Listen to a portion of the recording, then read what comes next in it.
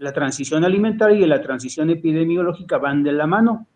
La transición alimentaria consiste en que dejamos de consumir frutas, verduras, cereales, leguminosas y empezamos a consumir este tipo de alimentos procesados. Ahora también hay que mencionar que no todo es malo. Por ejemplo, la industria alimentaria tiene un propósito que es llevar a los rincones más alejados alimentos que de otra manera no llegarían. Es decir, no sería posible la vida si no existiera la industria alimentaria, si no existieran los procedimientos de conservación y de almacenamiento de los alimentos, solamente que se cayó en una exageración.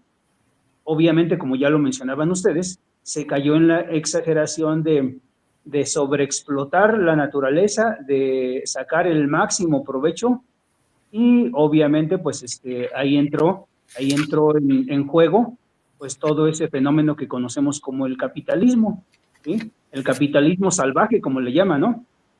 Que consiste en agotar los recursos, explotar al ser humano y acumular la mayor cantidad de dinero posible. Y pues eso llevó a que se cayera hasta en fraudes alimentarios, ¿no? De manera que actualmente, pues, muchos de los productos procesados o ultraprocesados no podemos decir que efectivamente tengan buenas características nutrimentales, así se les llama, ¿no? Porque una cosa es que nos lo podamos comer porque no nos va, vamos a decirlo, no nos va a dar una diarrea, no nos va a intoxicar de manera momentánea, pero a la larga sí nos va a producir o bien merma en nuestra salud, merma en nuestro estado nutricional, o incluso toxicidad a la larga, porque tienen sustancias químicas que se van acumulando y a la larga sí nos producen daño. Bueno, voy a tratar de irme rápido a definir cuáles son las características de la dieta neoliberal. Y como ya lo anticipaban ustedes, pues obviamente uno de los componentes más importantes es el consumo de lo que llamamos comida chatarra, que también a veces pueden separarse un poquito, pero al final son lo mismo: comida chatarra, comida rápida o alimentos ultraprocesados. Básicamente son lo mismo. Y voy a ir dando una serie de números así rapidísimo. Por ejemplo, todos son datos lo más recientes posibles. Por ejemplo, en 2023 hay la estadística que se vendieron 1.500 millones de hamburguesas en México. 1.500 millones de hamburguesas en México, lo cual representa que, obviamente, estos son promedios, porque podrá alguien del público decir, yo no como hamburguesas, sí, pero las estadísticas son un promedio. Y vean, esto equivale a que en México cada persona consume 11.5 hamburguesas al año. Y esto representó para las empresas 35.308 millones de pesos. Y en general, el mercado de comida rápida, que incluye pues todo lo que conocemos, ¿no? Sándwiches, hamburguesas, las marcas conocidas, ¿no? Unos que les llaman Subway, que son una especie de tortitas, ¿no? O de baguettes, las pizzas y las hamburguesas y todo lo demás que se vende como comida rápida, alcanzó un mercado de 11,000 millones de dólares en el 2023. Bueno, ya para irme rápido, también en México ocupa uno de los primeros lugares.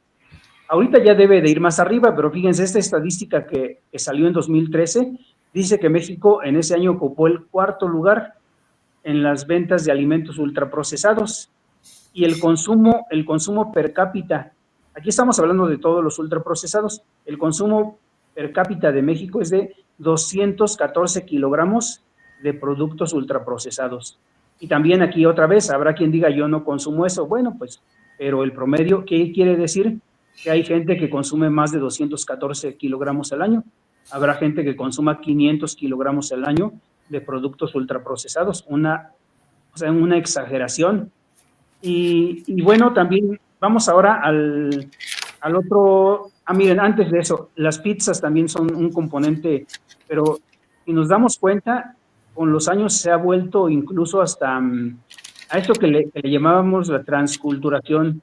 A veces ya no le gusta a la gente utilizar esas palabras, pero la transculturización llegó también a los alimentos, de manera que ahorita para los niños y para los jóvenes ya es algo cotidiano comer hamburguesas, comer pizzas y tomar refresco.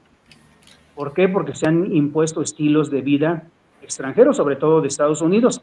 En el caso de las pizzas, vean, 120 millones de pizzas al año se consumieron en México y esto ha crecido el 12%. Ha tenido un crecimiento del 12% en los últimos años el consumo de pizza. Y bueno, ese es uno de los componentes nada más, las comidas ultraprocesadas. Ahora vamos a ver algo que ya también se ha mencionado, el consumo de bebidas azucaradas. Hoy se habló precisamente de ese tema. El número varía, ¿no? Puede ir de 163 a 166 litros anuales de refresco per cápita en México. Eso es lo que consume cada mexicano. Y vean un caso dramático en Chiapas. El consumo en Chiapas alcanza 821.25 litros de refresco por persona. O sea, ¿qué quiere decir? Que son como más de 2 litros diarios.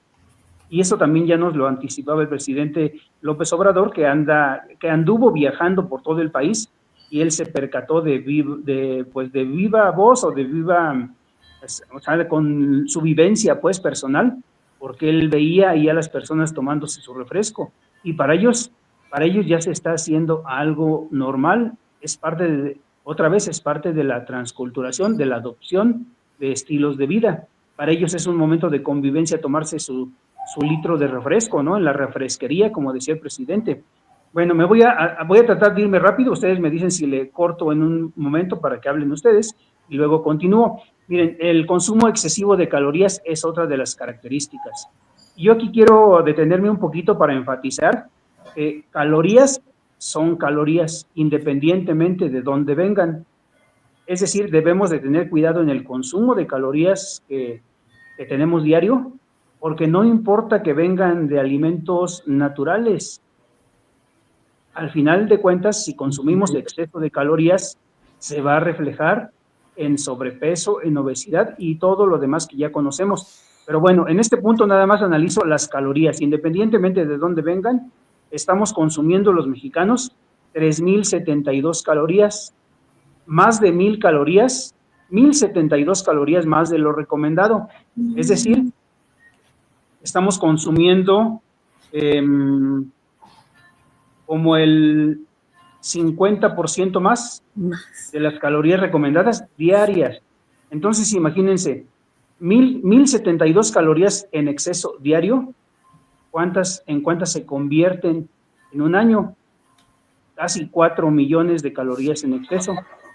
Por eso es que no es gratuito que tengamos ese exceso de peso o esa obesidad. Bueno, y todo se va conjuntando, vean, el cuarto punto, consumo excesivo de grasas, incluyendo las grasas trans. Las grasas trans son el producto también de la tecnología alimentaria. Por un lado es bueno, por ejemplo, las grasas naturales sufren un proceso de oxidación que hace que los alimentos se enrancien.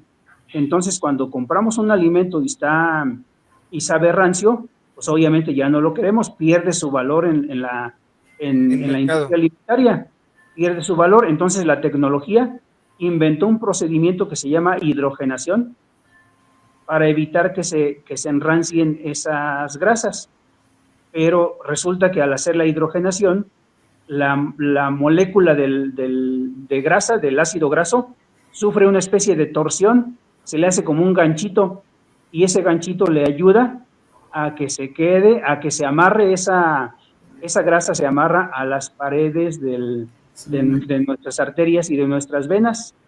Se engancha esa cadena de ácido graso y luego ahí se empiezan a atorar todas las demás cadenas de ácido graso y nos provoca lo que le llamamos aterosclerosis, es decir, cuando se tapan las venas por acumulación de grasa.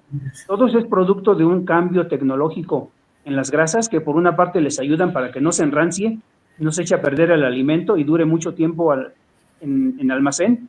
Eso es bueno para la tecnología, para la industria, para la economía, pero es malo para la salud. Ahora, nosotros podríamos atenuarlo no comiendo tantas grasas saturadas, es decir, no comer tantas galletas, por ejemplo, en lugar de margarina, si vamos a cocinar con mantequilla. La mantequilla nos dura menos en el refrigerador, pero es mejor para la salud. Entonces sí tenemos herramientas para ir disminuyendo todo esto. Disminuir definitivamente todo lo que tenga grasa, por ejemplo, ¿cómo se llaman? Esa es la crema de maní, que le llaman, la crema de avellana, todo lo que tenga grasa y que sea un producto industrializado, va a tener grasas saturadas, va a tener grasas trans. Entonces, evitar lo más que se pueda. Y si vamos a consumir, otra vez reitero, mantequilla o margarina, preferir la mantequilla, aunque nos dure menos tiempo en el refrigerador, aunque esté 5 pesos más cara, pues hay que hacer el esfuerzo porque es grasa insaturada. Bueno, pero no nada más, fíjense cuánto estamos consumiendo de grasas trans. Lo recomendable es 1%, y no es que se recomiende, sino que es lo que no nos causa daño. De hecho, lo recomendable sería no comer nada de grasas trans, pero se da una recomendación de 1% y estamos consumiendo 3.5 a 4.5. ¿Qué quiere decir? 250 a 350% más de grasas trans. O sea, hay que bajarle porque eso nos va a causar a la larga problemas cardiovasculares. Y ya hablamos de la grasa en general, nada más de la grasa en general. Lo recomendable son 67 gramos diarios y estamos consumiendo 95 gramos diarios de grasa. Y ese es el promedio, ¿no? Habrá quien esté consumiendo 200, habrá quien esté consumiendo menos de lo recomendado, qué bueno. Habrá quien esté consumiendo el doble de lo recomendado, o el triple, o el cuádruple.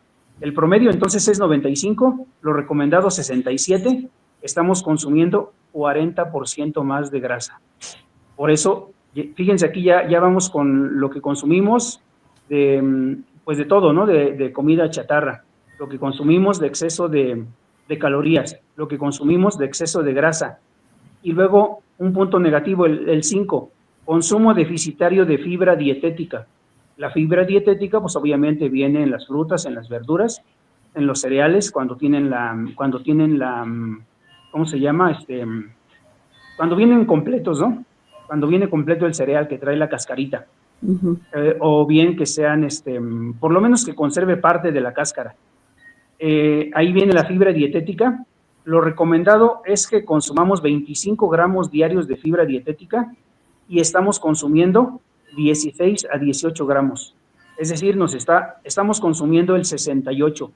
Nos está faltando el 32% de fibra. Tenemos que regresar a las frutas, a las verduras. Que bueno, aquí hago un paréntesis, están bien caras las frutas y las verduras. Esa es otra de las problemáticas.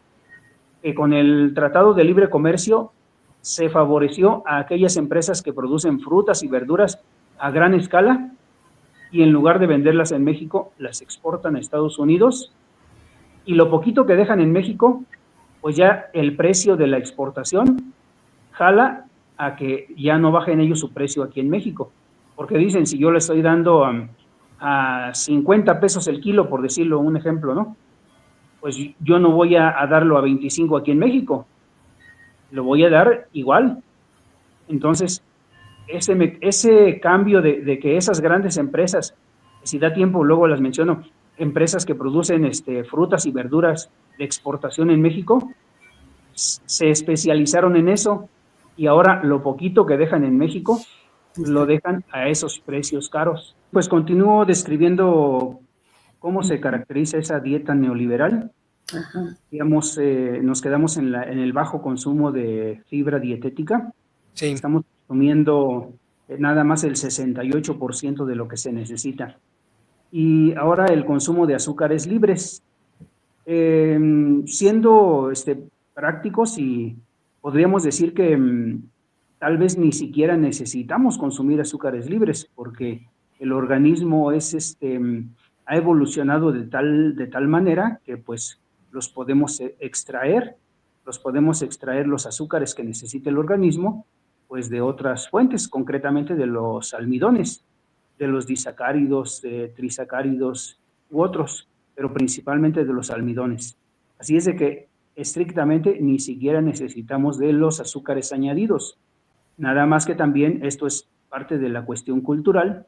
Con el tiempo nos fuimos acostumbrando a comer dulce, es decir, a comer alimentos dulces.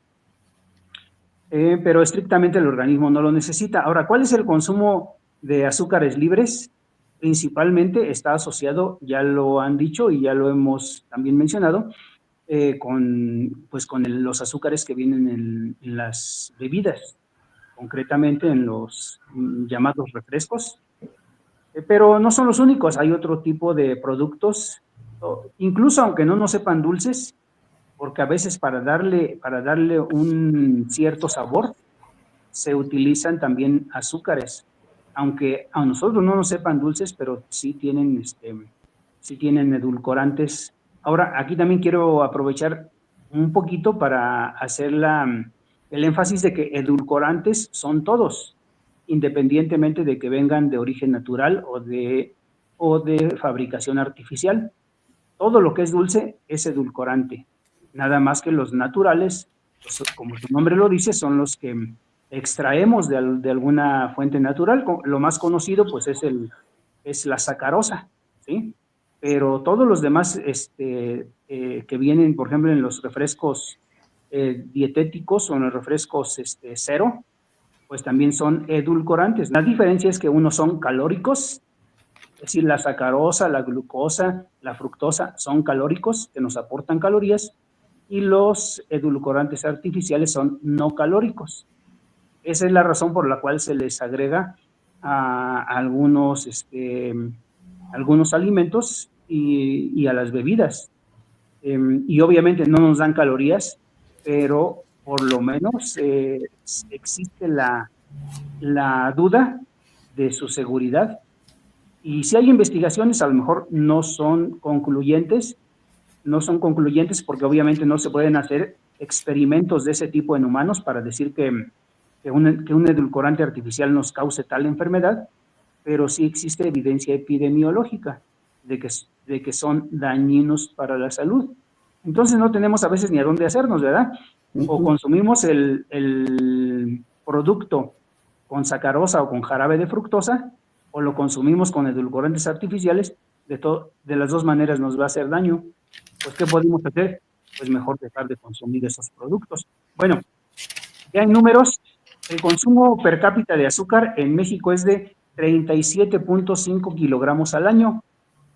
Y hay otra estadística que dice que ese consumo puede ser de 47 kilogramos al año. 47 kilogramos de azúcar al año. La recomendación es que deberíamos de estar consumiendo, y eso reitero otra vez, es una recomendación, pero fácilmente podríamos ignorarla y decir, pues aunque me recomienden 18.25 kilogramos por año, pues yo decido no consumir nada de eso, ¿verdad? Sí, es mucho. Pero eso no nos haría tanto daño.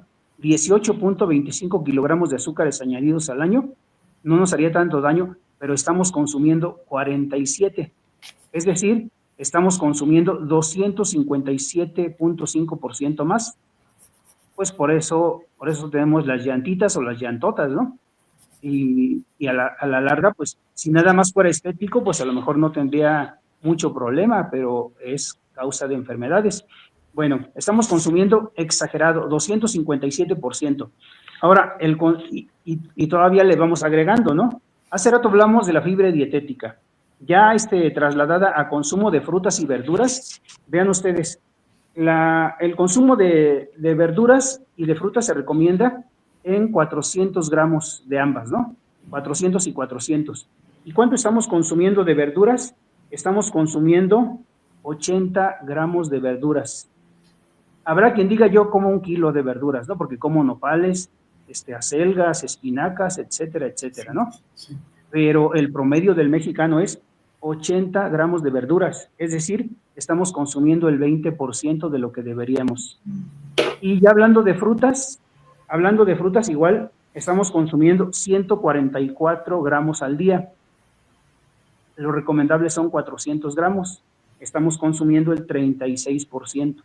Vean, el 20% de verduras y el 36% de frutas. Ah, pero ¿qué tal en panes, en refrescos? Ahí nos pasamos, ¿verdad? Bueno, ese es el séptimo punto. Y le agregamos todavía uno más, el 8, consumo excesivo de sal. La sal ya viene en los alimentos ultraprocesados, pero además nosotros también le agregamos porque cocinamos bien salado y comemos carnes frías y todavía le agregamos un montón de sal a nuestro plato. Entonces, los mexicanos estamos consumiendo de 7 a 12 gramos de sal al día.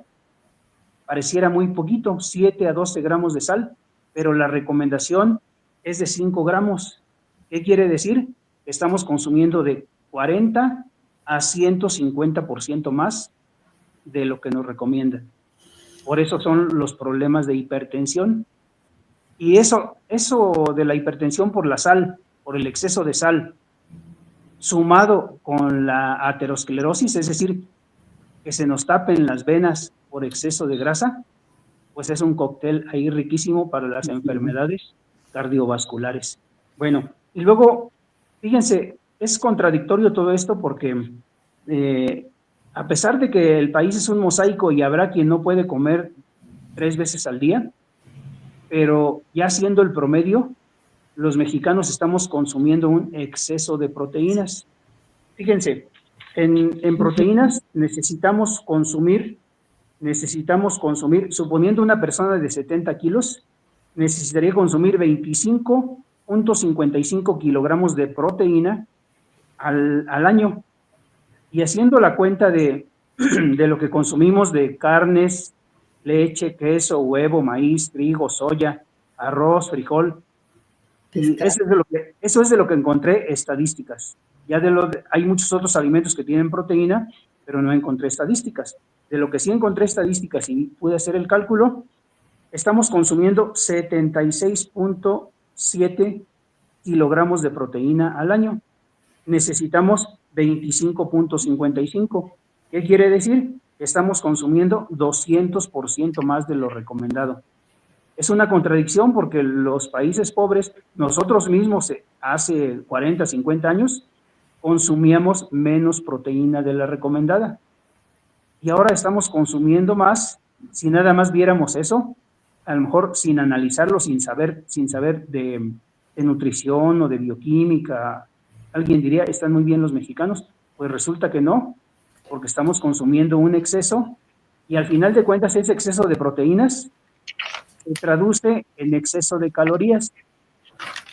Estamos consumiendo 200% más y al final de cuentas esas van a ser calorías porque hay es como una especie de castigo de la naturaleza, no sé cómo lo podríamos clasificar, pero resulta que si consumimos exceso de grasas y exceso de carbohidratos, pues estos no contribuyen a la producción de proteínas en nuestro organismo. Y lo contrario, si consumimos exceso de proteínas, nuestro organismo utiliza nada más lo que requiere para el recambio de proteínas. Todo nuestro organismo se está desgastando día con día. Las proteínas se descomponen, las desechamos y necesitamos más proteínas. Pues de lo que comemos, nuestro organismo nada más aprovecha lo que necesita y el resto lo descompone. Y al final, después de muchas reacciones, eso se convierte en carbohidratos. O sea, el exceso de proteínas que consumimos en nuestro organismo se convierte en carbohidratos y luego se convierte en grasa. O sea, es como una tragedia. Es una tragedia ahí para nuestro organismo, ¿verdad? Sí. Porque estamos consumiendo exceso de proteínas y estamos gastando de más, dinero de más en comprar proteína y nuestro organismo, por decirlo así, lo desperdicia porque lo convierte en carbohidrato y luego en grasa. es una especie de tragedia, ¿no? Y vean ustedes también de algo, eso que llamaban hace ratito de cómo nos vamos haciendo más sedentarios, cómo estamos cambiando el tipo de alimentos que consumimos, etcétera, etcétera. Dijimos que iba de la mano con la transición epidemiológica y se llamaba transición alimentaria, y el resultado es un nuevo estilo de vida. Así está clasificado. Los estilos de vida actuales son precisamente eso: consumo excesivo de calorías, consumo excesivo de proteínas, consumo deficitario de fibra, ¿De fibra? consumo deficitario de frutas y verduras, consumo excesivo de sal y una vida sedentaria. Todo eso se llama estilo de vida, y es el estilo de vida de la mayoría de los mexicanos. Entonces, todo eso es un cóctel para las enfermedades, pues, de las que ya hemos hablado.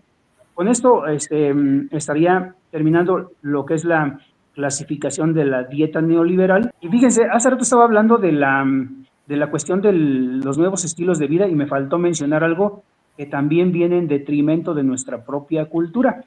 Por ejemplo, incluso a lo mejor de forma peyorativa, en Estados Unidos nos dicen a los mexicanos frijoleros.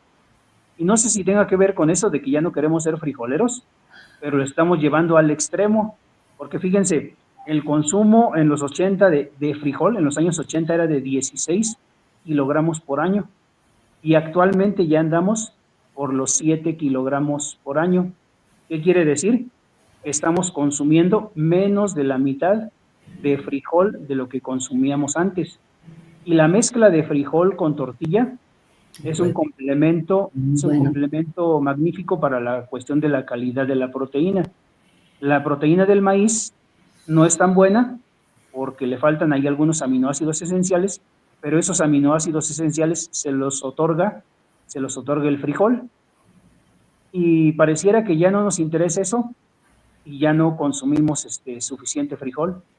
Entonces es otra de las desventajas de la dieta neoliberal, que estamos abandonando productos que nos eran benéficos desde antes. Y bueno, afortunadamente tenemos otras fuentes de proteína, básicamente proteínas de buena calidad. En huevo somos el primer consumidor mundial. Por ejemplo, en leche estamos consumiendo 125 litros por año, cuando la recomendación de la OMS es de 190 litros. Entonces, en lo que nos hace bien, no estamos fallando, y a otras cosas le exageramos. Pero aún así la proteína somos, ¿cómo se puede decir? Estamos consumiendo mucho más de lo que necesitamos, y sí, a lo mejor necesitaremos bajarle un poquito. Y, por ejemplo, fíjense, en el caso del maíz, el puro consumo de maíz en sus diferentes versiones nos da 26.8 kilos por año, y cuando que de proteína total nada más necesitamos 25.5. Es decir, con el puro maíz estaríamos consumiendo más de la proteína necesaria, aunque no es de tan buena calidad. ¿Qué quiere decir? Necesitamos bajarle un poquito al maíz, aumentarle al frijol, aumentarle a la leche, y bajarle un poquito a la carne, porque vean, de productos cárnicos, casi con la pura carne, estaríamos consumiendo casi el 80% de la proteína necesaria.